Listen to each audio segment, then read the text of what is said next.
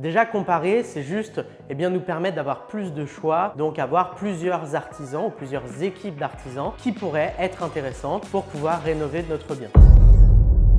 Bonjour à tous et bienvenue dans cette nouvelle vidéo dans laquelle nous allons voir comment créer une équipe de rêve et la choisir pour pouvoir rénover votre bien immobilier et donc gérer tout le pôle travaux, rénovation et pouvoir poursuivre sur ce qui va nous permettre de générer des revenus qui n'est autre que la mise en location. Mais avant toute chose, et si ce n'est pas encore déjà fait, abonnez-vous à la chaîne YouTube pour ne rater aucune de mes futures vidéos sur l'investissement immobilier rentable. La première étape qui va nous permettre de trouver cette équipe de rêve, c'est déjà de comparer. Mais comparer sur quel argument? Comparer sur quel point? Déjà comparer, c'est juste nous permettre d'avoir plus de choix, donc avoir plusieurs artisans ou plusieurs équipes d'artisans qui pourraient être intéressantes pour pouvoir rénover notre bien. Donc on va en sélectionner en règle générale entre 2 et 4. Je recommande d'en sélectionner 3, ça me paraît bien.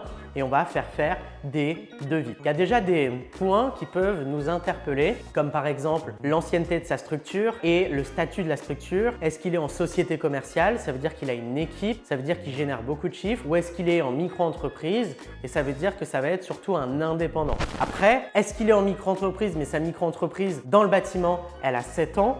Ou est-ce qu'elle a 3 mois? Sa société commerciale, est-ce qu'elle a 3 mois mais il est en micro-entreprise avant? Ou est-ce que c'est une société commerciale qui a 10 ans? Ça peut nous donner du coup différentes alertes. Après, vous pouvez aller voir du coup les avis qu'il y a sur Internet, sur Google, sur des plateformes qui centralisent du coup tous les artisans. Vous allez pouvoir analyser le devis, voir si le devis est détaillé, voir si les chiffres sont cohérents par rapport aux autres. Vous allez faire visiter cet artisan pour qu'il puisse pricer le montant des travaux. Vous allez voir s'il est force de proposition, s'il vous donne des conseils, des recommandations pour pouvoir optimiser les chiffres ou pas du tout. Vous allez pouvoir aussi demander à visiter des chantiers qu'il a déjà réalisés pour qu'il puisse vous montrer les finitions, ce qu'il a déjà réalisé, voir concrètement un chantier ou deux qu'il a fait, qui est finalisé et donc voir si ça vous intéresse. Et puis après, c'est de l'intuition, voir si ça match avec cet artisan ou non. Le deuxième point, c'est de demander des recommandations. Vous pouvez demander des recommandations aux vendeurs, vous pouvez demander des recommandations à l'agent immobilier, vous pouvez demander des recommandations sur les différents groupes Facebook justement des villes, vous pouvez demander des recommandations à votre réseau et vous pouvez aussi les chercher par vous-même et mettre en place tous les arguments, tous les points d'analyse de vigilance qu'on vient de voir juste avant. Donc,